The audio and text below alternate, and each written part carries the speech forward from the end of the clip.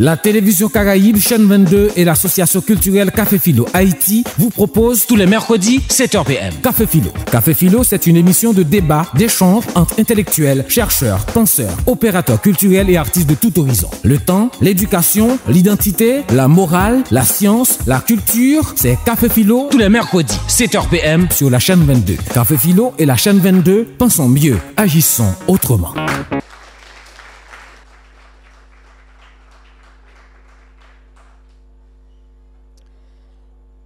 Bonsoir. Bonsoir tout le monde. Bonsoir mesdames, bonsoir messieurs. Nous allons passer quelques minutes et quelques heures de réflexion ici à Café Philo et nous avons une programmation en 5 parties. La première partie concernera l'hymne national de la République d'Haïti. La deuxième partie sera une chanson fétiche de Café Philo. La troisième partie sera l'intervention de messieurs Arnaud Dandoy et Robinson Edouard. La quatrième partie sera une pause musicale et enfin, vous aurez l'occasion de poser des questions et d'interagir avec les intervenants. Sans plus tarder, mesdames, messieurs, nous vous demandons de vous lever pour l'hymne national de la République d'Haïti. Le pays pour les ancêtres, marchons unis, marchons unis, dans nos points de maître, du sol, soyons un maître, marchons unis, pour le pays, pour les ancêtres, marchons, marchons, marchons unis, pour le pays, pour les ancêtres, pour le drapeau, pour la patrie, mourir est beau, notre passé nous crie, ayez la baguette, mourir est beau, pour le drapeau, pour la patrie, mourir est beau, pour le drapeau, pour la patrie. Merci. Nous allons à présent écouter la chanson fétiche de Café Philo, Hasta Siempre de Julio César Barbosa.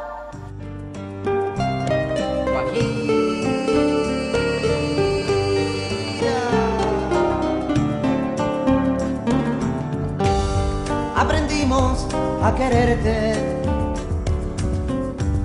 desde la histórica altura, donde el sol de tu bravura le puso cerco a la muerte. Aquí se queda la clara,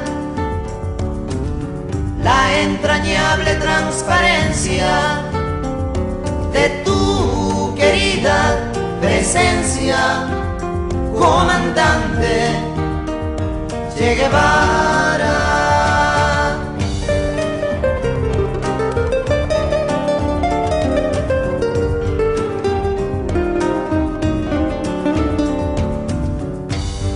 Tu mano gloriosa y fuerte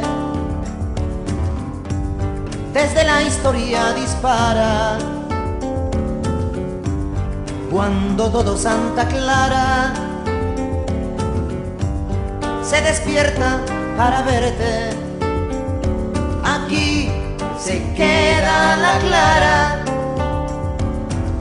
la entrañable transparencia de tu querida presencia, comandante Che Guevara.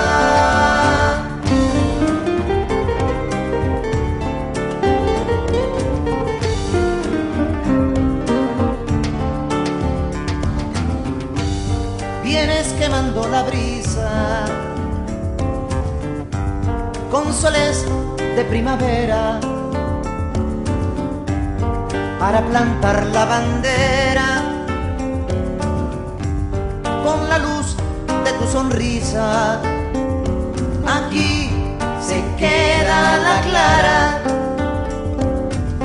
la entrañable transparencia de tu querida presencia, comandante Che Guevara.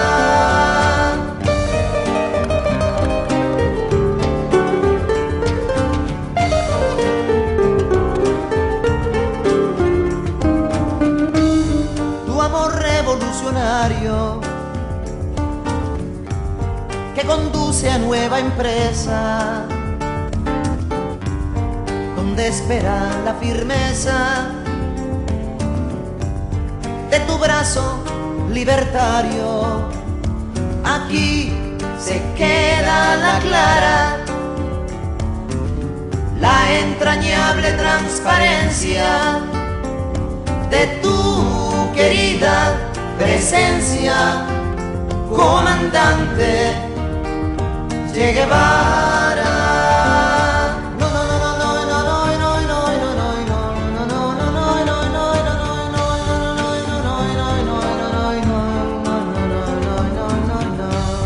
Seguiremos adelante, como junto a ti seguimos, y con Fidel te decimos, hasta siempre, comandante. Aquí se queda la clara, la entrañable transparencia de tu querida presencia, comandante Che Guevara.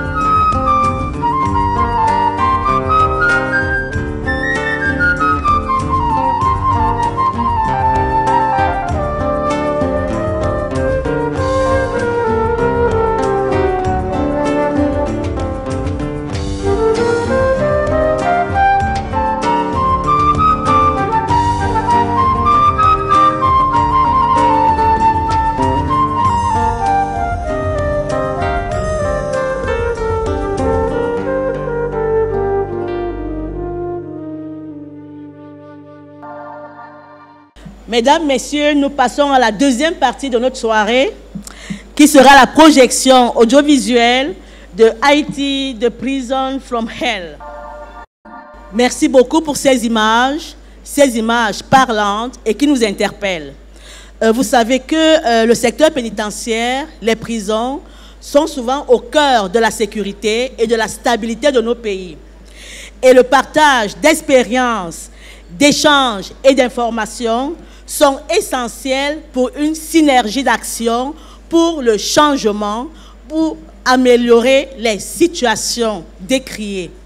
Nous allons passer à la troisième partie de ce programme, de cette soirée, et vous allez suivre les présentations de deux intervenants, enseignants-chercheurs, qui ont travaillé sur cette thématique et qui ont fait des recherches assez constructives sur la prison de Port-au-Prince, portrait, fonction et effet. Avant leur présentation, j'aimerais tout de même rappeler que très souvent, on a coutume de dire, comme disait Saint-Exupéry, que être homme, c'est précisément être responsable. C'est avoir honte face à une misère qui ne semblait pas dépendre de nous. Et c'est sentir surtout en posant sa pierre que l'on contribue à bâtir le monde. Ce soir, nous amorçons une discussion, nous amorçons des réflexions sur une thématique assez importante de la société haïtienne. Messieurs, la parole est à vous. Monsieur Arnaud Dandoy va vous présenter le fruit de ses recherches sur cette thématique. Merci beaucoup, Pulchéry, pour cette introduction. Merci aussi à Café Philo, pour ma part, de m'accueillir pour la deuxième fois pour présenter le fruit de mes recherches. Et l'occasion aussi de présenter le fruit de recherche collective avec mon collègue Robertson-Edouard. Moi, je suis professeur à l'Université d'État d'Haïti, la faculté de droit et des sciences économiques. Et Robertson Edouard est professeur à l'Université Laval. Et on collabore ensemble depuis quelques années sur les problématiques liées au milieu carcéral. L'idée, c'est aussi d'un petit peu de faire atterrir les résultats de notre recherche. On présente souvent les chercheurs comme des individus qui vivent dans une tour d'ivoire. Ici, l'idée, c'est d'atterrir et puis de toucher, espérer toucher le maximum de personnes, vous et puis tous les téléspectateurs, et puis peut-être changer les mentalités autour de les effets et la fonction de la prison.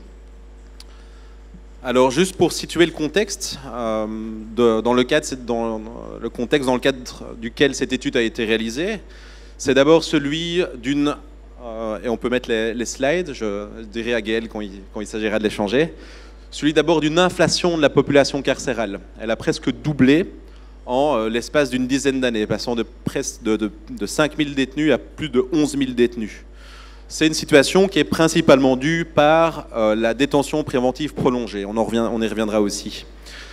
Une des conséquences de cette situation-là est l'engorgement corollaire de tous les centres de détention, pas seulement celui de la prison civile de Port-au-Prince, établissement dans lequel on a mené notre enquête, mais celui des 21 autres établissements pénitentiaires à travers l'ensemble du pays. Sans citer aussi la question des commissariats de police qui font souvent aussi office de geôle et de cellules de détention. Nouveau contexte également dans lequel cette étude s'insère et qui est nouveau parce que cette étude date de l'année passée, c'est celui d'une crise humanitaire durant laquelle des dizaines et des dizaines de détenus ont perdu leur vie. Donc c'est un moment particulièrement important pour nous de venir présenter les résultats de cette recherche aujourd'hui devant vous. Autre contexte qui dans lequel nous on peut jouer un rôle et une place importante, c'est celui de l'absence ou du manque de données fiables ou valides sur la population carcérale. C'est important, si on veut mettre en place des réformes, de baser ces réformes sur de la connaissance, sur des données, sur la production d'un savoir. C'est également le point de vue de l'administration pénitentiaire qui nous a commandité cette étude. Donc elle partait du principe que pour développer des politiques pénitentiaires, elle avait besoin d'avoir des données fiables sur lesquelles appuyer ses stratégies, ses politiques et puis ses activités. Donc en quelques mots, les objectifs de la recherche étaient les suivants. Tout d'abord, fournir des données quantitatives sur le profil socio-démographique des détenus, sur leur statut juridique, sur leurs histoires sociales et leur trajectoire carcérale. Deuxième objectif de l'enquête, c'était d'identifier les différents impacts, les effets de la prison sur les détenus, et pas seulement, donc les effets de prisonnisation secondaire, sur leur entourage, famille, conjoints et enfants. L'objectif, non seulement est celui de développer la recherche et la connaissance, mais c'est d'également outiller les autorités publiques pour qu'elles puissent développer à leur tour, sur la base de nos recherches et de nos données, leur propre politique pénitentiaire. Donc c'est vraiment un travail d'échange, de collaboration entre différentes professions et différents individus. Le travail a été fait de manière conjointe avec Robertson, auquel je vais passer la parole pour expliquer un petit peu la méthodologie de l'enquête. Merci Arnaud, c'est pour moi un grand plaisir d'être ici parmi vous. Alors, j'aimerais vous présenter, puisque vous le savez probablement mieux que moi, il n'y a de recherche scientifique sans méthode. Donc, la recherche que nous avons conduite a mobilisé une stratégie de recherche qui combine deux corpus complémentaires de données. D'abord des données secondaires et ensuite une enquête par questionnaire. S'agissant des données secondaires, nous avons collecté des données dans le cadre d'une recherche documentaire basée sur les archives de l'administration pénitentiaire, la littérature grise et les articles scientifiques sur le système carcéral haïtien, ainsi que d'autres données d'enquête publique comme l'EMUS 5 et d'autres études socio-économiques publiées par l'Institut haïtien de statistique et d'informatique. Ces données ont été utilisées non seulement pour définir notre base de sondage, je vous en parlerai un peu plus longuement dans un instant, mais aussi pour comparer les résultats de la population carcérale avec la population dans son ensemble. L'enquête l'étude a aussi mobilisé une enquête par questionnaire qui s'est déroulée sur place au pénitencier national sous forme d'entrevues individuelles de face à face. Alors, au lieu de procéder à un recensement de l'ensemble des détenus du pénitencier national, nous avons plutôt utilisé la stratégie d'échantillonnage et la taille de l'échantillon que nous avons utilisé, il y a deux échantillons, l'échantillon théorique qui découle d'une formule mathématique. La taille de cet échantillon théorique s'élève à 958 individus avec un intervalle de confiance de 95% et une marge d'erreur de plus ou moins 2,93. C'est-à-dire pour chaque estimation qu'on va faire, quelle que soit la mesure sera vraie avec plus ou moins 293% de différence. Alors, les détenus que nous avons choisi d'interroger ont été sélectionnés au hasard. Pour les sélectionner de manière aléatoire, nous avons utilisé la liste d'écrous de la Direction d'administration pénitentiaire comme base de sondage. Nous l'avons d'abord stratifié en 8 listes représentant chacune la population carcérale d'un quartier du pénitencier. Nous avons ensuite sélectionné de manière aléatoire 21% de chacune des listes. Donc, cette opération a été réalisée à l'aide d'un générateur de nombres aléatoires basé sur des algorithmes fournis par le logiciel Excel. Les détenus sélectionnés ont été contactés avec l'aide du directeur de la prison, des chefs de poste, ainsi que d'un messager de la prison qui faisait office d'intermédiaire entre notre équipe de recherche et les détenus. Le questionnaire utilisé dans le cadre de cette enquête de terrain a été prétesté. Ce prétest a été indispensable pour mesurer dans quelle mesure chacune des questions que nous posons sont pertinentes, chacune des questions que nous posons est comprise par les détenus, la longueur du questionnaire, les difficultés dans la localisation des détenus, etc.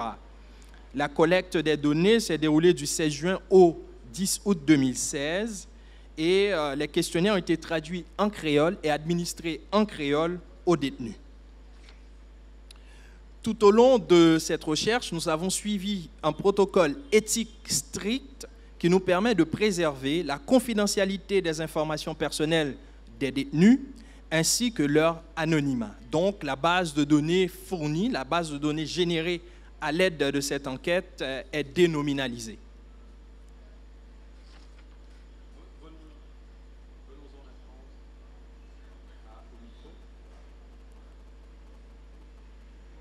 Allô? Ok. Donc après cet état de lieu de la méthodologie, on va en venir aux résultats. Qu'est-ce que cette enquête, qui est la première du genre réalisée en Haïti, avec un échantillon, je le rappelle, de plus de 900 détenus que nous avons, avec lesquels nous sommes entretenus, nous dit sur le profil sociodémographique, tout d'abord, de la population carcérale. Ce qui ressort tout de suite des données qu'on a ressorties, c'est que la prison draine une population au profil relativement homogène. Quel est ce profil? D'abord, l'origine sociale.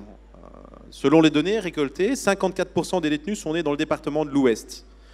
Seulement 0,3% ont déclaré être originaires de l'étranger.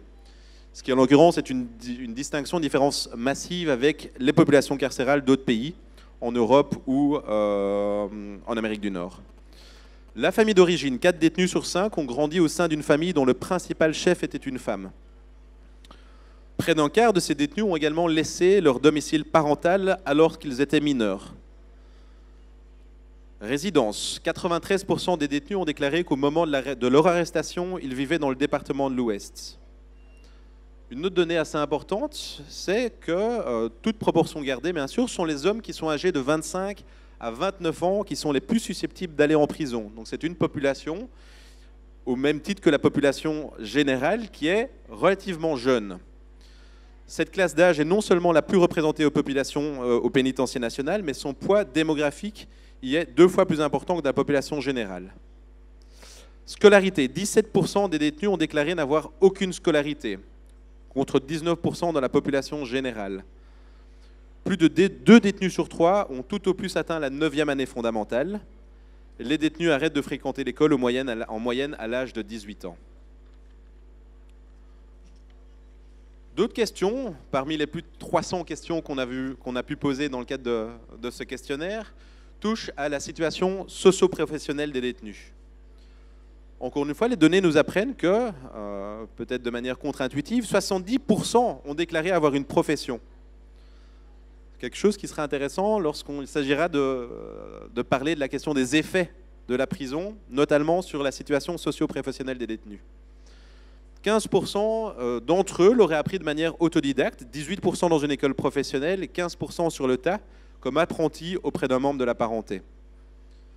Autre chiffre intéressant, 64,3% ont déclaré qu'ils travaillaient au moment de leur incarcération. Les détenus actifs exerçaient diverses activités professionnelles, commerce, maçon, chauffeur, mécanique auto, agriculture, taxi-moto, etc. Les revenus maintenant, 50% des détenus gagnaient tout au plus 5 000 gourdes par mois. Avec ce revenu, ils étaient pour la plupart les principaux pourvoyeurs de leur famille. On connaît également peu de choses sur la situation familiale des hommes détenus en Haïti. La littérature sur le monde carcéral haïtien reste muette sur la question. Cette enquête, encore une fois, fournit les premiers éléments d'information sur ce sujet que l'on compte approfondir également dans le futur. 51% ont déclaré qu'ils vivaient en union libre, concubinage ou plaçage. 11% ont déclaré avoir eu plus d'une conjointe, épouse ou concubine. Statut parental, la plupart des détenus sont des pères de famille. Seul un détenu sur 3, 32%, a déclaré ne pas avoir d'enfant. 50% des détenus ont eu leur premier enfant avant l'âge de 23 ans. Ceux qui ont plusieurs enfants ne les ont pas nécessairement conçus avec la même mère. Pour continuer avec les résultats, présentons à présent la situation judiciaire et carcérale des détenus. Les détenus ont déclaré avoir été arrêtés principalement pour association de malfaiteurs, vol, viol et homicide, dans des proportions que vous voyez au tableau dans la fiche. 22% pour cause d'association de malfaiteurs, 22% pour vol, 15% pour viol, 12% pour homicide. Seuls, retenez bien cette information, seuls 18% des détenus ont été jugés. 73% sont donc en situation de détention préventive. La plupart de ceux qui ont été jugés ont été condamnés à des peines de durée variable. La moitié d'entre eux a reçu des peines de 6 ans maximum et près d'un tiers des peines de 10 ans minimum. 68% des détenus n'ont pas d'histoire carcérale, c'est-à-dire que c'est la première fois qu'ils aboutissent en prison. Cela dit, certains, ils sont très peu nombreux, ont déjà accumulé plus d'une vingtaine d'années derrière les barreaux. Les détenus prévenus et condamnés ont en moyenne plus de 3 ans d'ancienneté au pénitencier national. 25% d'entre eux y sont écroués depuis 1 an tout au plus et moins de 4% ont au moins 10 ans d'ancienneté. Maintenant, parlons des conditions à l'intérieur de la prison. À l'intérieur de la prison, les détenus sont victimes de toutes sortes d'agressions qui vont parfois jusqu'au meurtre. Certains quartiers du pénitencier national sont, cela dit, comme Brick et Titanic, plus à risque que d'autres. Un détenu sur 3 a déclaré avoir reçu au moins une fois une correction en règle d'un gardien de prison. Contre toute attente, la probabilité pour un détenu de se faire attaquer par un autre n'est nullement associée au nombre de personnes occupant la même cellule que lui. De même, les risques de subir une telle agression ne sont pas liés au nombre de fois qu'un détenu s'est fait écrouer. Le sentiment d'insécurité est très présent à l'intérieur du pénitencier national. Plus de la moitié des détenus, 58%, ont déclaré ne pas se sentir en sécurité dans leurs cellules. La prévalence du sentiment d'insécurité varie également selon les quartiers. Le sentiment d'insécurité est directement lié au niveau de stress, de détresse psychologique des détenus. Le profil sociodémographique était donc un des premiers éléments, un des premiers thèmes de l'enquête. Le deuxième thème, c'était celui des conditions de détention. Alors, il a entendu que l'enquête a touché beaucoup plus de thématiques. Il n'était pas possible ici d'en faire le portrait général. Mais on a également touché à des questions de santé mentale qui sont très peu recherchées. On parle surtout de la santé physique, mais que les questions de santé mentale sont souvent ignorées et particulièrement préoccupantes, surtout dans des conditions de surpopulation carcérale. Le troisième thème qui a été traité dans le cadre de cette enquête, c'est celui des effets de l'incarcération sur les proches des détenus. On parle souvent de la prison comme produisant des effets positifs de réinsertion, de réhabilitation. On a surtout voulu mettre ici en évidence les effets contre-productifs ou pervers ou de désinsertion. Le premier, c'est les impacts sur la famille. Très peu de détenus, on parle vraiment ici de 1,3% des détenus, ont déclaré avoir continué à supporter leur famille après leur incarcération. On peut ici parler de désinsertion familiale. Seuls 43% des détenus ont gardé contact avec leur famille, principalement par le biais des visites en milieu carcéral. On peut aussi mentionner ici les questions de coûts et de frais pour les familles pour venir rendre visite aux leurs à l'intérieur de l'institution pénitentiaire, surtout si ceux-ci ont été déplacés d'un centre pénitentiaire à un autre. Outre la famille, la prison, l'incarcération a également un impact sur les conjoints et les conjointes. 75% des détenus sont persuadés que l'emprisonnement a un impact sur leurs conjointes. Ils ont cité un certain nombre d'impacts qu'ils pensent découler de l'incarcération: l'appauvrissement, le stress, la prostitution, la mendicité, la maladie, la délinquance, l'abandon de l'école. Il est important ici de pouvoir recouper aussi les données avec d'autres études, d'autres rapports qui ont été publiés par des organisations de défense des droits humains, par exemple le RNDDH, qui a fait des enquêtes sur la situation des enfants de parents incarcérés. Justement, l'impact sur les enfants, ils sont les victimes indirectes de l'emprisonnement. 81% des pères incarcérés, ce qui compte pour 50% du total des détenus, ont déclaré que leur emprisonnement avait des impacts sur leur progéniture, le plus fréquent étant l'abandon scolaire. Enfin, un dernier impact, c'est celui sur le réseau social des détenus. 70% des détenus n'ont rien reçu d'un parent ou d'un ami au cours des 3 mois précédant l'enquête. Un détenu sur 4, 24%, par contre, a reçu divers produits, de la nourriture, de l'argent, des articles de toilette, de l'eau ou des médicaments dans les proportions que vous voyez affichées dans le PowerPoint. L'ensemble de ces données, pour résumer, nous montre que les détenus du pénitencier national, pour la plupart, cumulent ce que Facien appellerait un grand nombre de désavantages. Ils ont pour la plupart un faible capital économique, ils ont un faible niveau de scolarité, un faible statut social, ils sont résidents de quartiers précaires, ils sont issus de familles monoparentales et la prison a un effet désocialisant et de désinsertion sur eux. Ce portrait global de la population carcérale est le reflet, avons-nous constaté, de la nouvelle inflexion de la prise en charge des populations marginales dans le pays.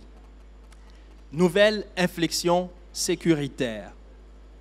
Le nombre de personnes incarcérées a doublé au cours des 10 dernières années, passant de 5 500 détenus à plus de 11 000 détenus aujourd'hui.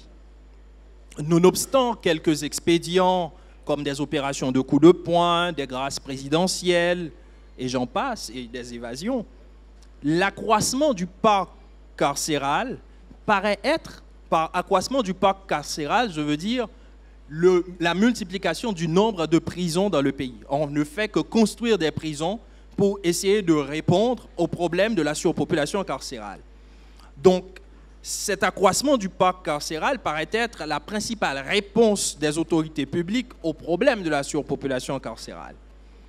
Or, le constat de relative homogénéité sociale et de surreprésentation d'un profil type de détenu déplace l'attention des conditions de détention vers une autre rationalité qui serait la rationalité de la prison en Haïti. À quoi sert la prison en Haïti? La surpopulation carcérale est une conséquence directe de l'augmentation de la population carcérale. Cette tendance à la hausse se maintient en dépit du nombre extrêmement élevé d'évasions. Alors, pour comprendre tout le bien fondé et l'articulation qu'il y a entre les fonctions de la prison et la surpopulation carcérale, il faut bien comprendre, en fait, à quoi elle sert réellement la prison, au-delà des mots. Donc, un des objectifs, donc dépasser une lecture un peu sèche et aride des chiffres, c'est effectivement de travailler sur les buts de la prison et les buts de la peine. Et surtout de peut-être déconstruire des idées reçues sur la prison. Le premier constat, c'est que l'incarcération n'est pas nécessairement, en tout cas pas en Haïti, un instrument pénitentiaire, c'est-à-dire un instrument pour faire pénitence, purger une peine. Puisque, comme on l'a dit tout à l'heure, la majorité des détenus sont enfermés en dehors de toute condamnation judiciaire, sont en situation de détention préventive, et même en Haïti, de détention préventive prolongée. Donc, par exemple, un des mythes qu'il s'agit de déconstruire ici, c'est par exemple l'idée que le développement de peines alternatives à la prison permettrait de désengorger les prisons, alors que des peines alternatives ne concerneraient qu'un pourcentage très faible de la population carcérale. Deuxième but de la prison, en tout cas, ainsi qu'elle se présente dans son idéologie, c'est celle d'être un appareil qui permettrait de réinsérer et de traiter les délinquants en vue de leur réinsertion dans la société. Or, de nouveau, ce que nos données ont permis de constater, c'est que bien au contraire, elles désinsèrent, elles désafilient, elles placent les détenus dans une situation de grande précarité sociale, économique, familiale. Elles les décapitalisent, elles les désaffilient, elles les mettent en danger, les violentent, les désaxent, les stressent, etc. Donc, la prison ne peut pas être considérée, ce n'est pas simplement un constat qu'on fait en Haïti, c'est un constat qui est partagé un constat qu'on peut faire dans de nombreux pays, et une critique qui est émise depuis de nombreuses années. Elle ne peut pas être considérée comme un instrument de réinsertion sociale des détenus. La prison, troisièmement, n'exerce pas non plus une fonction socio-pédagogique. La seule fonction pénale qu'elle semble parfois exercer, bien qu'avec un succès relatif, est celle de la dissuasion par intimidation et neutralisation. Si la prison en Haïti ne punit pas les criminels, puisque la preuve de la culpabilité des détenus, en tout cas pour plus de 78% d'entre eux, cette preuve n'a pas été faite.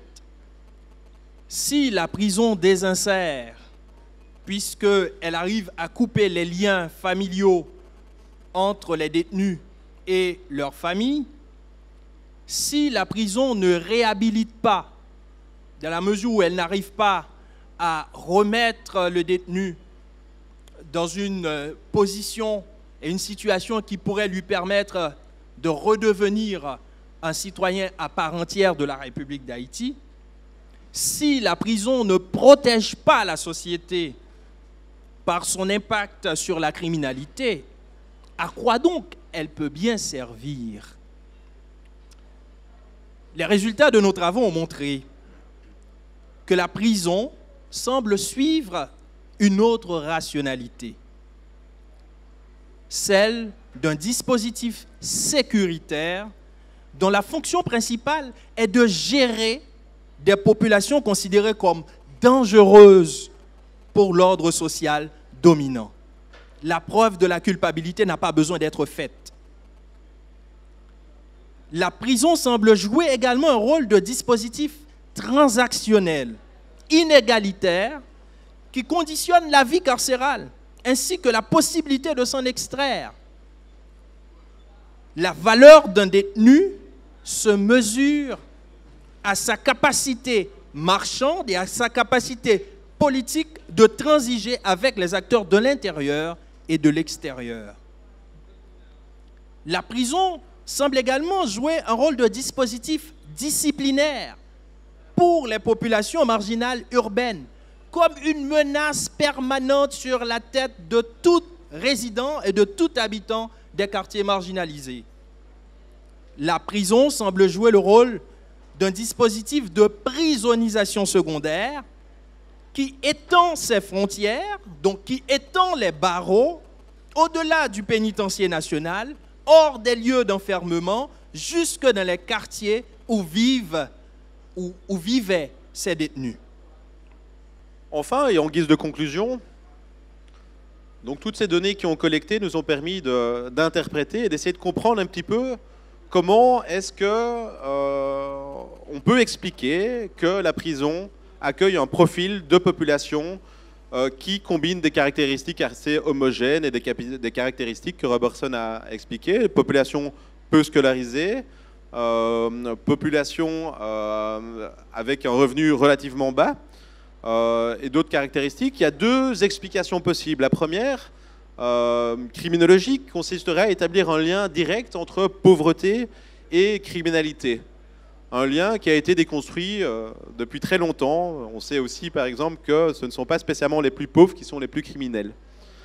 Une autre explication possible serait celle de dire que la population, l'homogénéité de la population découle plutôt d'un processus de sélection qui œuvre à chaque étape de la chaîne pénale. Quand on parle de chaîne pénale, on parle de police, et puis justice, et puis prison. Une fois que cette population qui présente un danger pour l'ordre social dominant est prise dans les mailles du filet pénal, ces jeunes, en particulier, ont plus de mal que les autres à s'en extirper. Les maillons du filet pénal sont plus extriqués.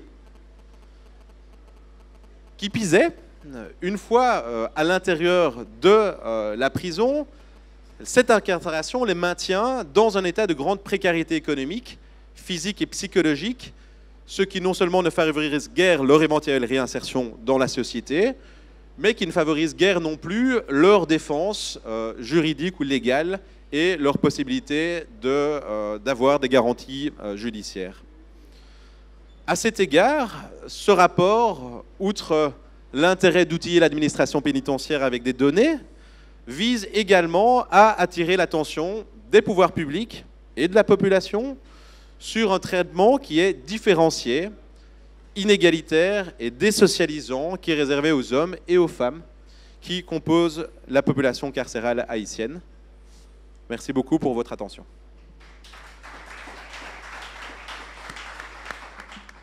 Merci, Monsieur Arnaud. Merci, Monsieur Robertson. Vous avez suivi, comme moi, avec intérêt, les résultats de cette étude. Et nous avons coutume de dire que les scientifiques, les chercheurs, sont en quelque sorte le socle des décisions administratives, des politiques publiques, parce que c'est un partenaire de choix qui doit être au cœur de certaines réformes, tant au plan judiciaire qu'au plan sécuritaire.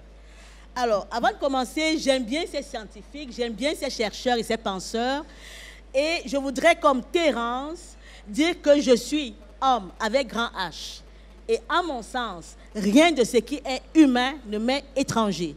Donc, ce qui se passe dans les prisons en Haïti devrait être au cœur de nos préoccupations, au cœur de la cohésion sociale. Et je vais axer mon intervention pour faire la corrélation avec cette étude sur deux aspects, sur la justice et la sécurité.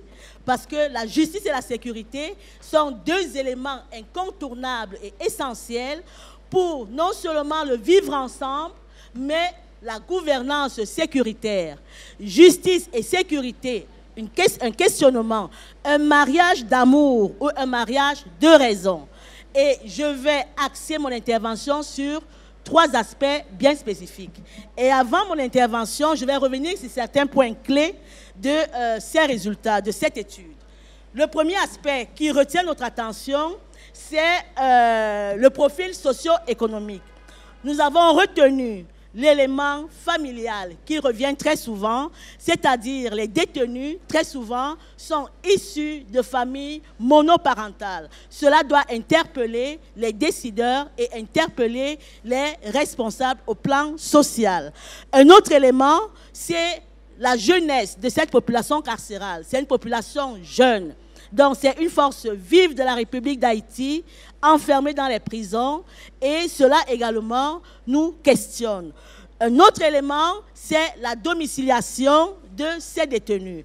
On a retenu principalement la province de l'Ouest. Et l'élément central qui guide très souvent ce profil, c'est le faible taux de scolarisation qui nous renvoie à l'élément de pauvreté, à l'élément d'exclusion socio-économique de la société. Alors, une question, avons-nous en Haïti des détenus volontaires? Je ne réponds pas à cette question et je poursuis mes constats. L'autre constat concerne la situation judiciaire. Nous avons retenu que 15% de ces détenus sont condamnés ou en détention pour viol. Cela signifie que nous faisons face à une culture de la violence au sein de ces détenus. Et cela nous renvoie également à ce phénomène, à ce problème de société que nous appelons la violence basée sur le genre, c'est-à-dire la violence faite aux femmes. Les femmes sont généralement les premières victimes.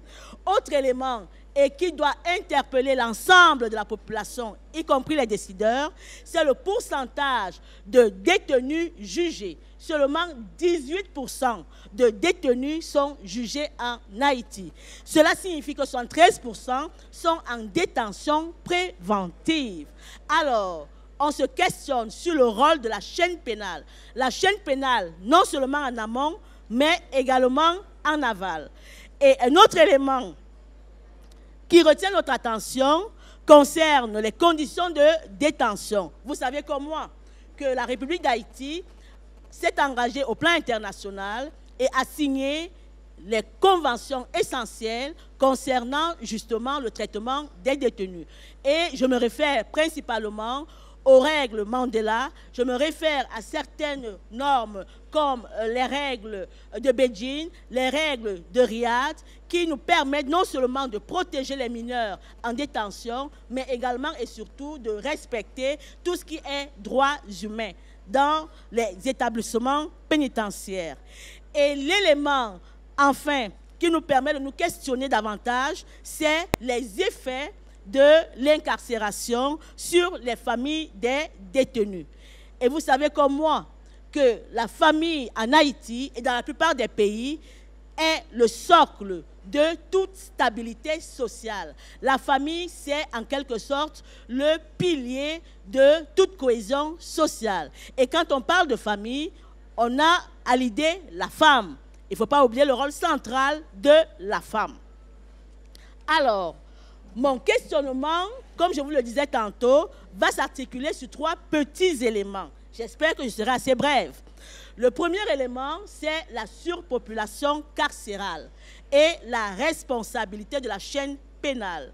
Alors, nous avons retenu qu'on assiste actuellement à des inégalités de droit, des inégalités devant la loi.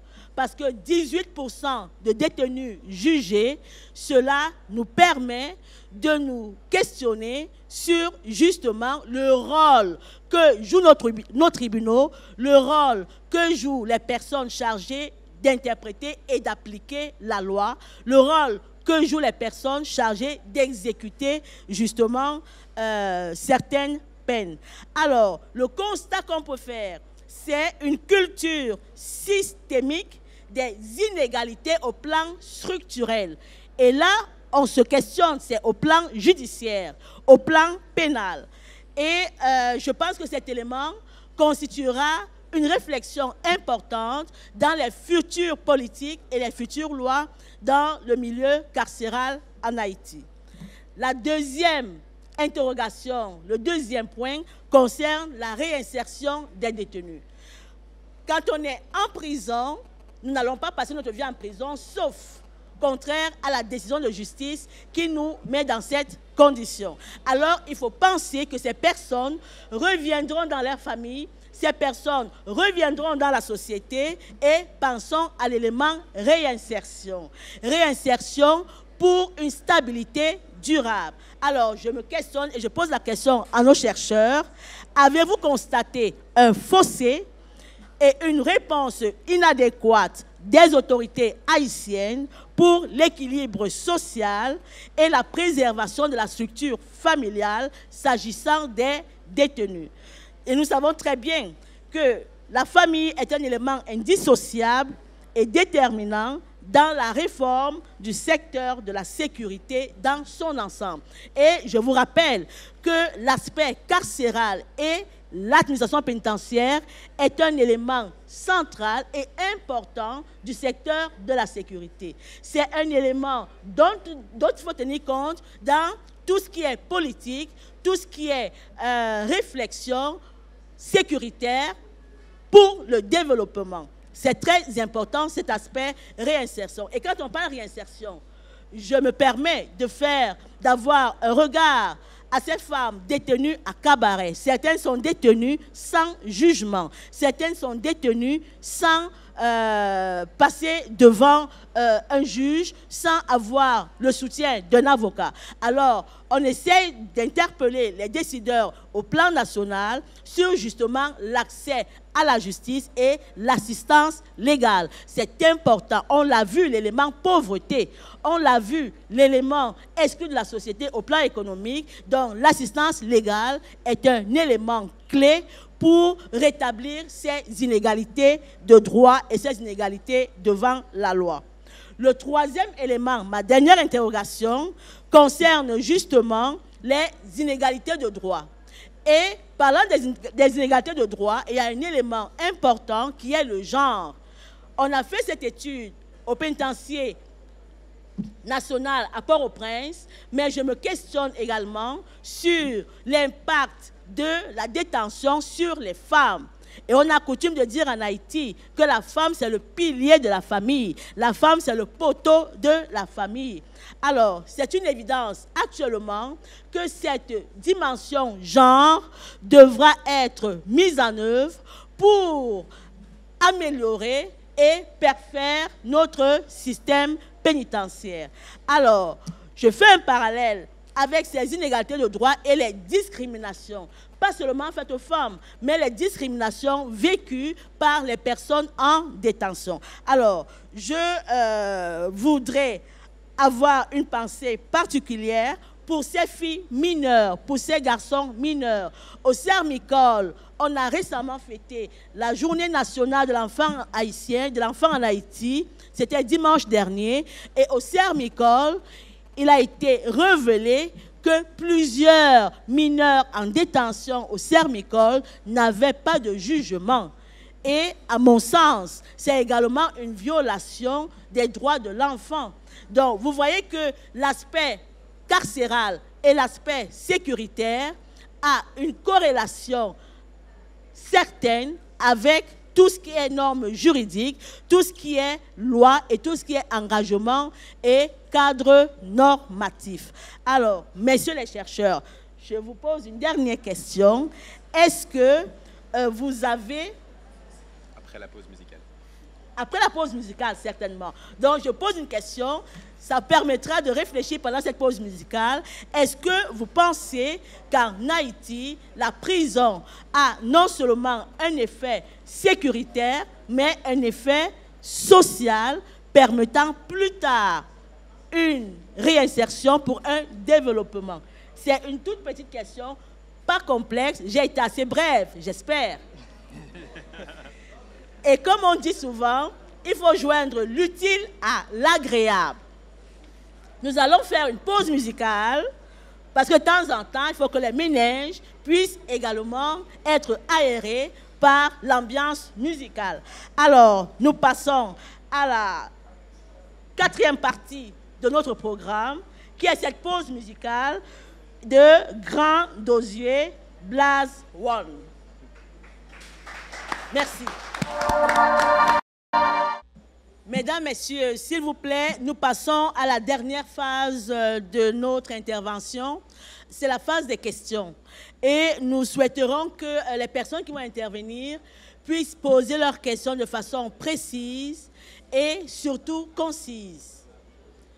Alors, je vais appeler Monsieur Walkie, lui. Je vous remercie pour vos travaux de recherche, mais oui.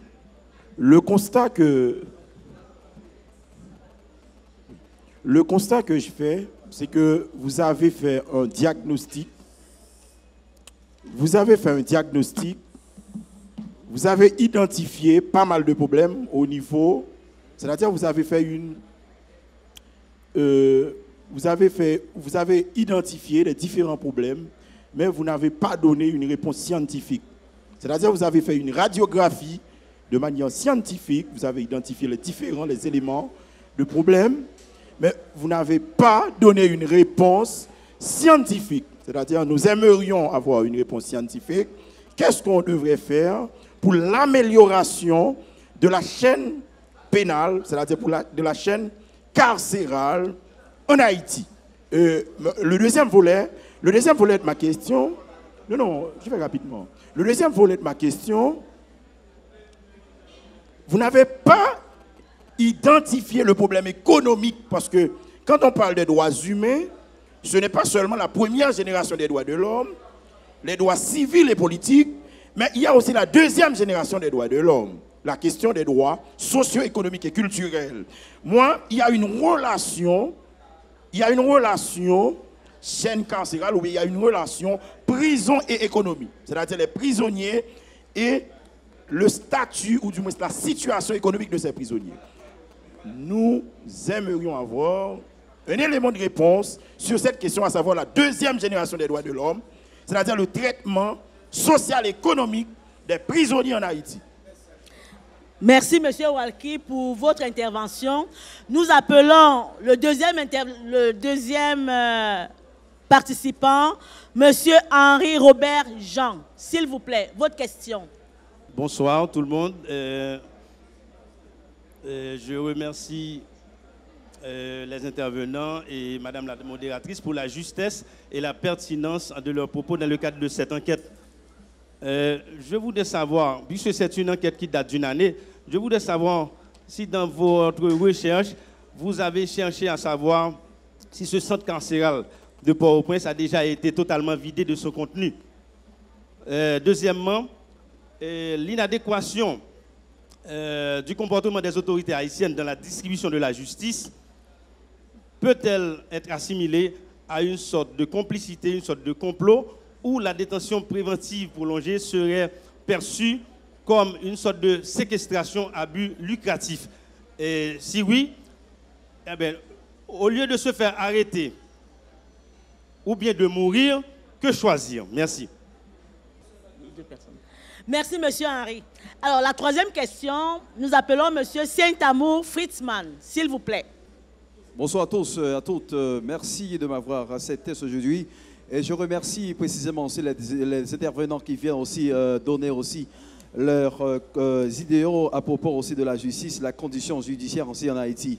Précisément, l'essentiel, ma question, est-ce que la justice et la sécurité sont-elles les conditions carcérales d'homogénéité aussi économique, aussi des détenus en prison, ainsi que, et comme vous savez que le droit pénal fait référence à l'étude des infractions aussi causées par des personnes précisément détenues, aussi de ces causes de causalité précisément en prison, aussi qui ont abouti aussi tous les effets juridiques. Mais l'essentiel, est-ce que le ministère public, comme le représentant aussi de la justice, le représentant de la société haïtienne précisément aussi fait partie, ne peut pas aussi avoir aussi certaines modulations pour aboutir d'abord à des détentions préventives aussi en Haïti, souvent à chaque gouvernement aussi, certains commissaires de gouvernement aussi qui viennent aussi d'abord prendre aussi cette initiative, pouvant aussi d'abord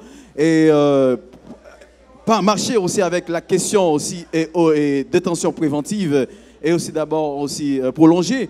Comment vous pensez ça? Vous êtes un juriste, professeur d'université. Merci de m'avoir entendu. Merci, M. Saint-Amour. Nous appelons le dernier intervenant pour cette série de questions, M. Marc-Ender Jean, s'il vous plaît. Bien mon commentaire soit paradoxal, à la question à quoi sert la prison en Haïti, je répondrai fait à l'appui qu'elle sert malheureusement à renforcer l'injustice. Bref, ma question, est-ce que en dehors du droit de disposer librement de leur personne, les détenus ne sont pas censés jouir de certains droits? Si oui, n'est-ce pas un abus criminel et injuste du pouvoir dit judiciaire en Haïti? Merci. Merci, M. Marc-Ender. Alors, merci pour cette première série de questions. Nous passons la parole aux intervenants qui, indifféremment, aussi l'un que l'autre, pourra répondre aux 4 questions. Merci. Ok, je vais commencer à répondre peut-être en vrac à différentes questions. Ça rejoint un petit peu aussi l'élément de discussion que Pulchéry avait donné sur la question de la réponse socio-économique et notamment culturelle à apporter à la situation carcérale. Moi, je dirais que tout d'abord, l'administration pénitentiaire est extrêmement démunie par rapport à la question sociale, culturelle et économique des détenus. Comme il a été mentionné, l'accent est mis de manière principale sur la fonction sécuritaire des prisons. Le parent pauvre au niveau de l'administration pénitentiaire, c'est la réinsertion sociale. Mentionner la chaîne pénale, moi j'utiliserai une autre image, c'est celle des vases communicants entre état pénal et état social. On observe une prise en charge par la pénalité des problèmes sociaux, économiques, également culturels et d'éducation des détenus. Donc ça c'est un premier constat, c'est-à-dire qu'il y a une absence de prise en charge par l'État des problèmes socio-économiques. Et inversement, on a une surprise en charge des problèmes par la pénalité. L'autre question aussi qui est importante, c'est pourquoi, c'est quelque chose qu'on entend souvent d'ailleurs dans les discussions, c'est pourquoi est-ce que l'État prendrait en charge de manière sociale, économique, culturelle les détenus alors qu'elle ne prend déjà pas en charge les citoyens qui habitent à l'extérieur de la prison? C'est ce qu'on appelle le principe de moindre éligibilité. Il y a une idée reçue qui circule selon laquelle les citoyens seraient des citoyens de second niveau par rapport aux citoyens qui sont hors des prisons. Donc plutôt que de commencer à travailler sur la question des prisonniers, il faudrait commencer à travailler par la question des citoyens qui sont hors des murs. Là, il y a aussi tout un travail à faire, et c'est aussi en lien sur la question des droits, les droits des détenus. La question, c'est le seul droit que la prison enlève à un détenu est le droit de circuler librement. Okay? Tous les autres droits doivent être garantis. Un des problèmes ici en Haïti, c'est qu'il n'existe pas actuellement de loi qui assure la protection des droits des détenus. Il n'existe actuellement que des règlements administratifs au niveau de l'administration pénitentiaire, ce qui ne favorise pas la protection des droits des détenus. Donc ça, c'est important pour souligner. Faire en sorte qu'à travers les droits, le détenu devienne un sujet politique. Faire en sorte qu'à travers notre recherche et la possibilité de venir en parler devant vous, le détenu ne soit pas simplement un objet d'étude, mais un sujet de droit et un sujet politique. Essayer de, par notre recherche, le faire parler. Essayer, par notre recherche, de faire en sorte que ce qui se fait pour lui ne se fait pas sans lui. C'est un petit peu ça l'enjeu des droits. Faire en sorte que ça soit un sujet politique et pas simplement un non-humain, comme on a l'impression que c'est le cas actuellement quand on regarde la situation des prisons. Deuxième chose, avant de passer la parole à Robertson, sur la question de savoir si le pénitencier s'est déjà vidé de son contenu. Je ne sais plus qui avait posé la question, mais la réponse est oui. 2 fois. En 2004, le jour de la chute de président Aristide, où le pénitencier national s'est vidé de l'ensemble de sa population carcérale. Elle était à l'époque composée d'un peu plus de 1500 détenus. Et la deuxième fois, c'était en 2010, où il y a eu tous les détenus, c'est-à-dire plus de 4700 et quelques détenus, qui sont sortis du pénitencier national. Au final, il y a eu, on a fait un petit calcul, en l'espace de 10 ans, plus de 10 000 évasions. Ce qu'on constate surtout, c'est qu'à chaque fois qu'il y a des évasions, il y a un appel d'air qui se crée à l'intérieur des prisons et les cellules se remplissent presque aussi automatiquement. Donc plutôt que réfléchir en amont à des manières de diriger un certain nombre de détenus vers des alternatives à la prison, de faire en sorte que la prison soit l'ultime sanction, eh bien, ça reste aujourd'hui la sanction principale. Et on observe ça d'ailleurs dans la construction perpétuelle de nouvelles prisons. Donc il y a une vraie réflexion à faire sur le moment où les prisons se vident. Est-ce que ce n'est pas le moment de lancer une réflexion sur comment faire en sorte qu'elles ne se repeuplent pas aussi vite jusqu'à un débordement, et plutôt essayer de trouver des alternatives pour éviter cet engorgement des prisons. Je vais essayer rapidement de toucher la première et la quatrième question. La première question, ça concernait, enfin, ça disait qu'on n'avait pas donné de réponse scientifique. J'ai attiré l'attention de cette personne sur le fait qu'en général, dans la tradition weberienne, un scientifique étudie, comprend et explique, il ne propose pas nécessairement. Ensuite, bon, nous, dans le cadre de cette étude, on a fait bien plus qu'étudier, comprendre et expliquer, sauf qu'il faut lire le rapport pour voir les propositions que nous faisons. Je mentionnerai seulement ceci à votre attention, que si les inégalités de départ, donc en amont de la chaîne pénale, ne sont pas réglées, les inégalités qu'on retrouve à l'intérieur de la chaîne pénale vont continuer à se reproduire. Toujours sur la première question, que faire pour l'amélioration de la chaîne pénale? La première chose, c'est continuer à étudier la chaîne pénale pour bien comprendre ce qui s'y passe. Ensuite, articuler les 4 réformes qui ont cours actuellement. Réforme législative pour faire en sorte que la loi saisit effectivement les crimes qui ne ciblent pas seulement les populations marginalisées, que la loi cible les crimes des populations les plus nanties du pays. Ensuite, la réforme judiciaire, la réforme policière, pardon, faire en sorte que le dispositif de la police ne soit pas une espèce de filet tendu seulement alentour des quartiers marginalisés et que la police soit présente partout pour capturer tout individu qui aurait commis une infraction, peu importe sa provenance, sa couleur de peau, sa maîtrise d'une langue. Ensuite, la réforme judiciaire, faire en sorte que la justice ne soit pas rendue seulement aux plus offrants, que ce ne soit pas seulement ceux qui sont capables de payer qui aient accès à la justice, que ceux qui ont moins de revenus, que ceux qui ont moins de capital social et culturel puissent le faire. Ensuite, la réforme pénitentiaire, faire en sorte que le traitement pénitentiaire des détenus soit juste, équitable pour tout le monde. La dernière question, comment faire en sorte que la prison ne soit pas juste un instrument de plus qui renforce l'injustice?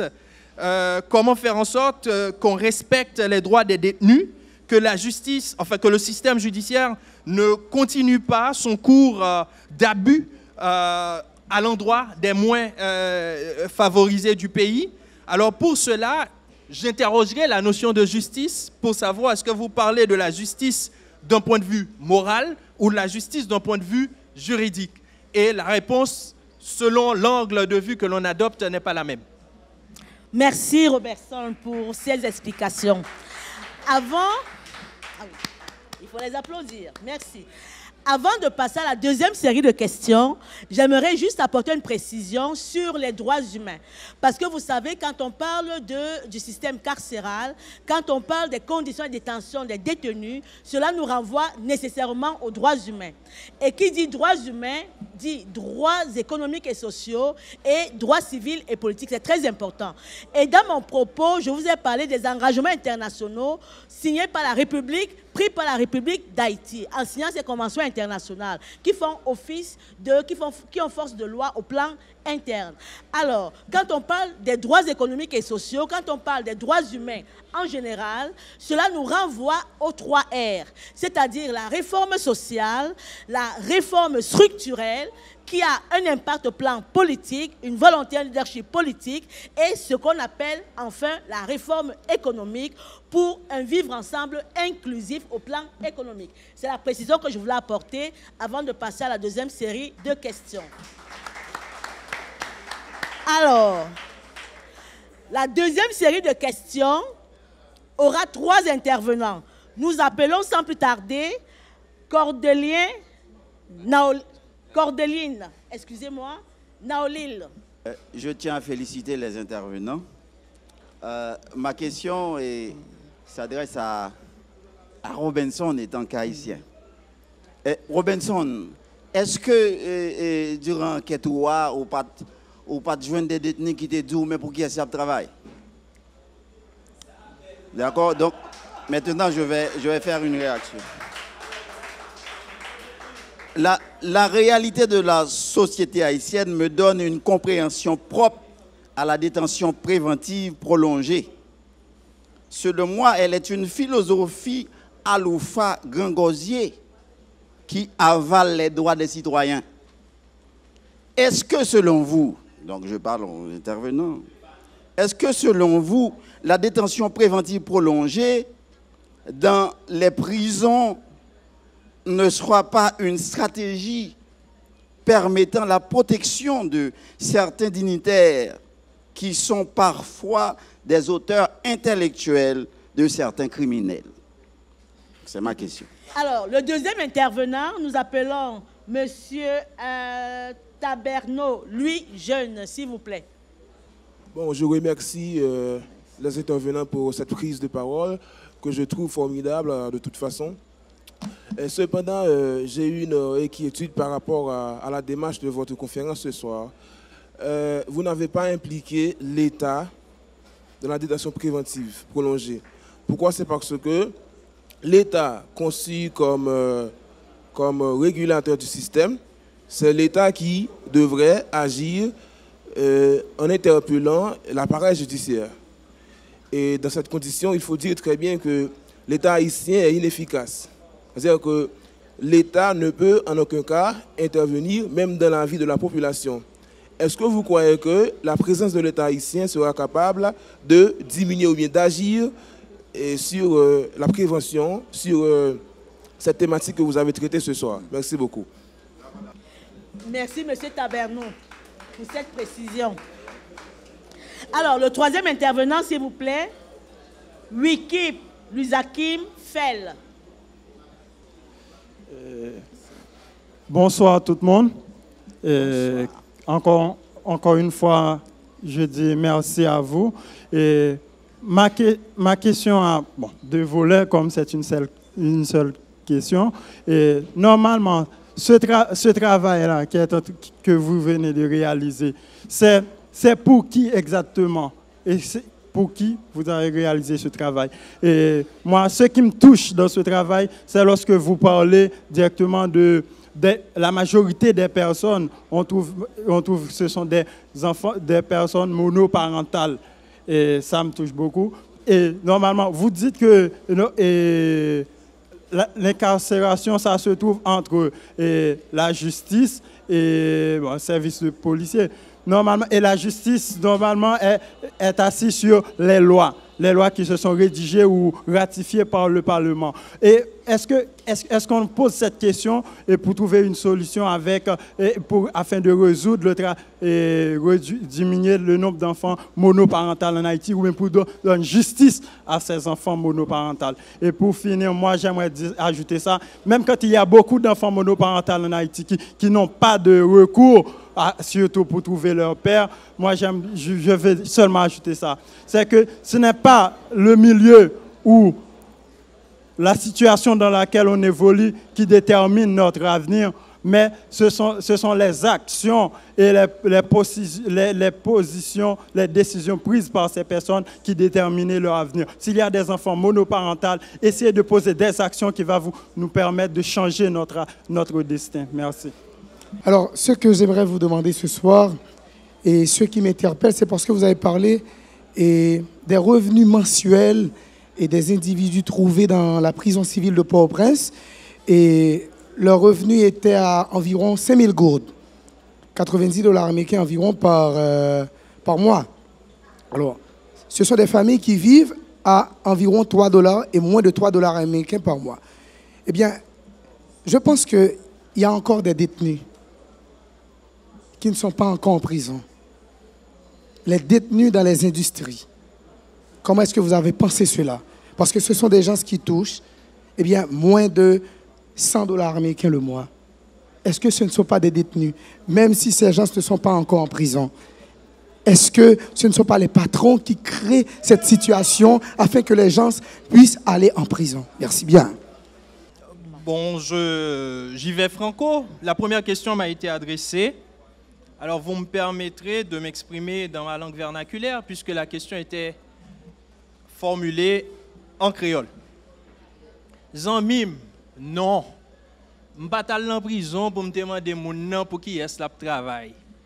On enquête qui a fait,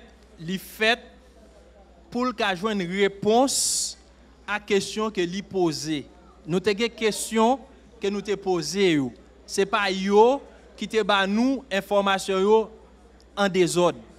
Information que nous te demandons, c'est information sur qui est sur côté au sorti, dans qui famille comment famille qui relation avec la famille, qui problème yo rencontré dans prison, comment relation y avec moun dans famille, comment relation y dans prison avec prisonnier pareil avec gardien prison. Et puis enfin, est-ce que vous avez des problèmes de santé mentale? Ces questions, ça nous te posées. Malheureusement, si vous avez connaître pour qui est ce travail, ce n'est pas moi-même qui mets un monde qui peut répondre à une question. Ça. Alors, sur la deuxième question. Alors, la première question était accompagnée d'un deuxième volet. Est-ce que la détention préventive prolongée n'est pas une espèce de trou noir qui avale les droits des usagers? C'est une très bonne question. Mais l'approche qu'on a adoptée dans le cadre de cette étude, c'est de ne pas seulement se cantonner dans la dénonciation et dans la critique. C'est bien de dénoncer et de critiquer. Il y a des gens qui sont là pour ça. Nous, comme chercheurs, nous voulions chercher à comprendre et à expliquer. C'est cet effort que nous avons fait pour essayer de comprendre comment un détenu vit son quotidien au pénitencier national. Et dans le cadre de notre rapport, nous pensons avoir apporté cet élément de réponse. Ensuite, une autre chose très importante, c'est comment un détenu vit sa situation carcérale. Ça nous a permis d'interroger tout le système pénal haïtien, depuis la manière dont les lois sont faites, pour savoir quels sont les comportements et les pratiques qui sont criminalisés. D'accord, bon, puis l'exemple. Pour qui ça fait, l'on nègre met son fille sous forme harcèlement depuis le pas violé, il pas capable saisi par la loi. Nous avons interrogé, pour qui ça la loi en Haïti pas saisi par ça? Pour qui ça fait, l'on nègre décidé faire violence sur madame ni pour le contrôle économique li, chaque 10 gouttes qui pour dépenser dans la caille là, c'est lik pour bailler même si fiable travail, pour qui ça la loi pas saisi par ça yo. Ben ça t'a capoté à l'interroger moun qui fait loi yo pour nous est-ce que moun qui fait loi yo par pile moun qui commettre zak ça yo. Et donc qui pas jamais voter loi qui pour adresser problème ça yo. Ça, c'est pour aspect loi. On nous prend aspect police. Là. Qui chance on est cité soleil gagné en termes de probabilité pour la police prendre noir image comparativement à un monde qui rete montagne noire? Faut interroger bagay ça. Qui chance au monde qui gagne un capital social, économique et culturel? Maman oui de bol, madame oui de bol, papa c'est monsieur un tel, frère c'est monsieur un tel, seul c'est madame un tel. Pour si la police arrête elle, pour le relais frère, cousin, cousine qui est avocat, pour rapidement intervenir pour lui, comparativement à un nègre qui passait 1 an, 2 ans, 3 ans dans le pénitentiaire, pas jamais un avocat. C'est bagaille ça, nous t'as cherché à comprendre. Troisième bagaille là, c'est nègre qui est en prison. Pour qui ça fait 2 personnes qui commettent même crime, qui sont dans même prison, pas le même traitement. Nèg qui est cob là, il a un savon, nèg qui pas un cob là, il a un savon.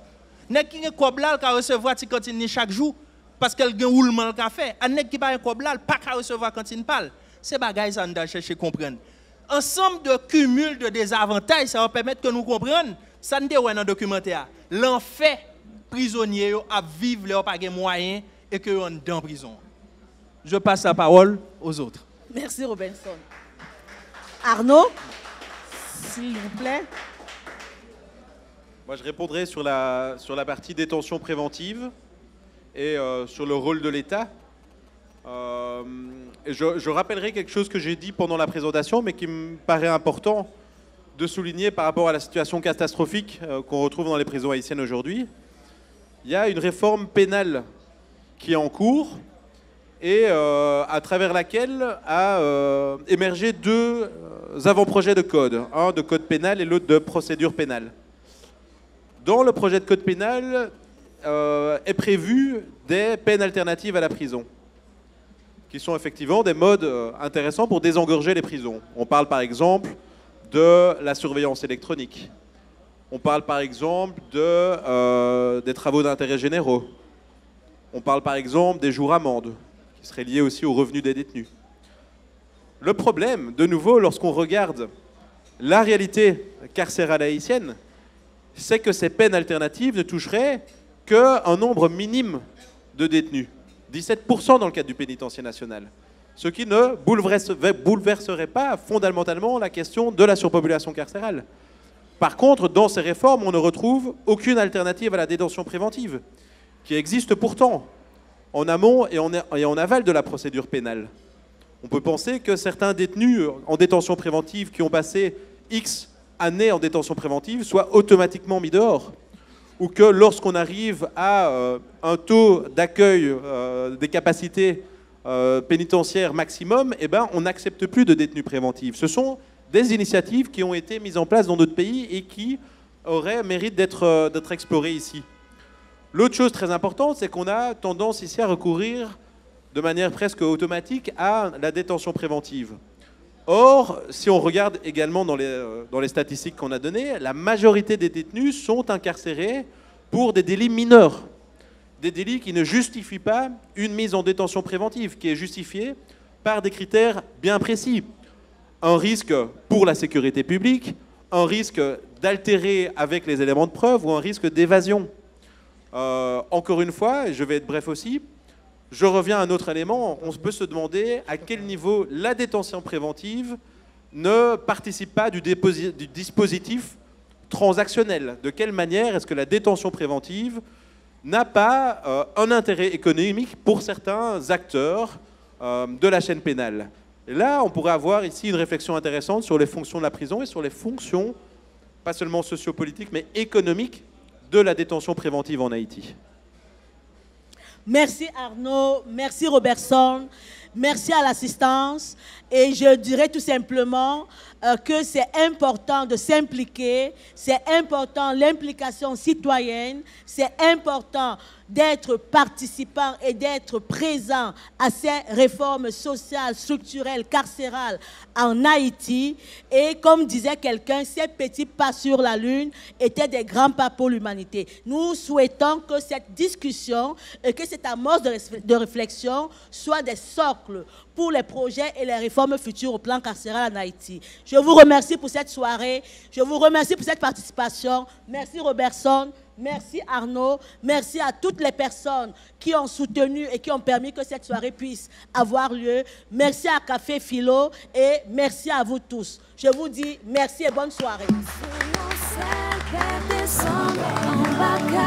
À ma chambre, et puis moi, c'est même butin, c'est même butin. Ni ça qu'a fait plein des autres pour nous pas vivre ensemble. Et vous et moi, c'est yon et l'autre, c'est yon dans l'autre.